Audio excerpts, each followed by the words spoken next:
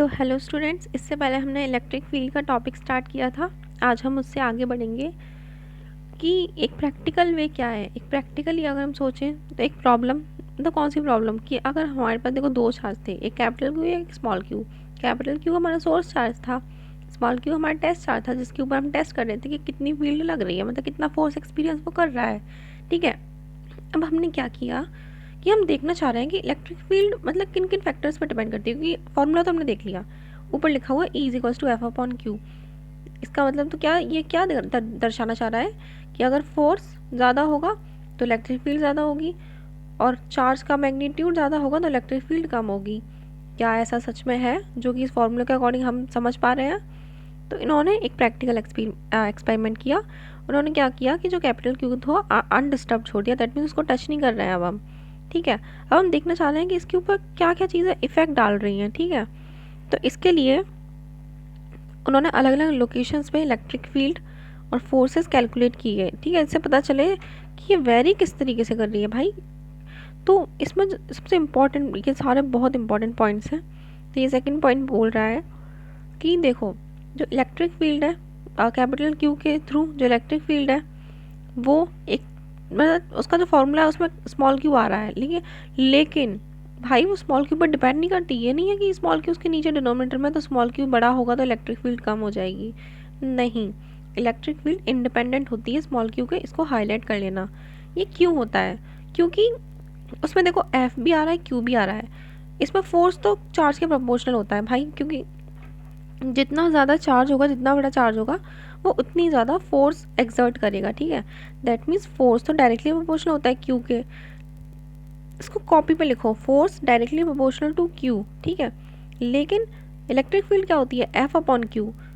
तो force F upon Q, दोनों side हम क्यू का डिवाइड कर देंगे तो एक साइड, एक तरफ तो एफ अपॉन क्यू आ गया, directly proportional to Q by Q हो जाएगा, क्यू से क्यू कट जाएगा, दैट मीन्स 1। इसका मतलब इंडिपेंडेंट। भाई एफ अपॉन क्यू डिपेंड नहीं करता क्यू पे, फोर्स डायरेक्टली प्रोपोर्शनल होता है स्मॉल क्यू के, लेकिन एफ अपॉन क्यू क्यू के डायरेक्टली प्रोपोर्शनल नहीं होता, दैट मीन्स वो डिपेंड नहीं करता क्यू पे। और एफ अपॉन क्यू क्या होता है? हमारा इलेक्ट्रिक फील्ड। तो इससे क्या पता चला? इलेक्ट्रिक फील्ड ही हमारी डिपेंड नहीं करती है स्मॉल क्यू पे। समझ में आ गया कैसे? अब जो फोर्स है जो स्मॉल क्यू पे जो लग रहा है कैपिटल क्यू की वजह से, वो किस पे डिपेंड करता है ना? फोर्स भी तो बताना पड़ेगा ना। चार्ज पे तो डिपेंड करता ही है, डायरेक्टली प्रोपोर्शनल है। ठीक है, वो तो कूलम्ब्स लॉ ने भी बता दिया था। लेकिन वो डिस्टेंस पे भी डिपेंड करता है, वो भी उसने बता दिया था।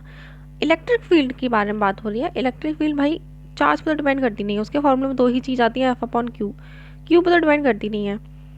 तो इलेक्ट्रिक फील्ड जो होती है वो पता है किस पे डिपेंड करती है? आर पे, दैट मीन्स डिस्टेंस पे।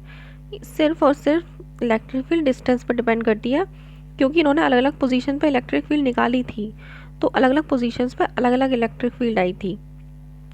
तो इलेक्ट्रिक फील्ड किस पे डिपेंड करती है?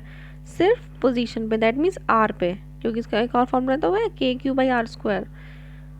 मतलब जैसे आर बढ़ाएंगे तो इलेक्ट्रिक फील्ड कम होगी, डिस्टेंस बढ़ाएंगे तो फील्ड का जो इफेक्ट है वो कम हो जाएगा, लेकिन स्मॉल क्यू पर डिपेंड नहीं करती।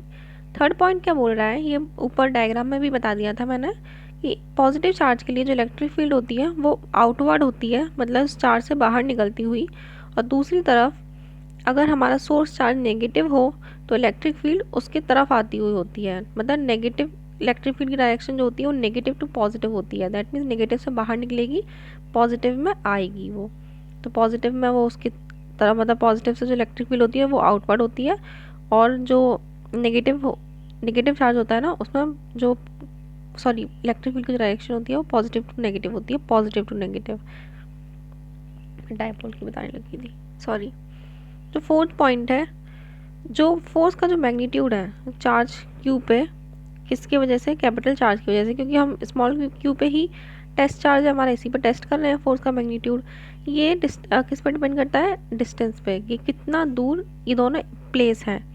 इलेक्ट्रिक फील्ड का जो मैग्नीट्यूड है वो भी डिस्टेंस पर डिपेंड करता है।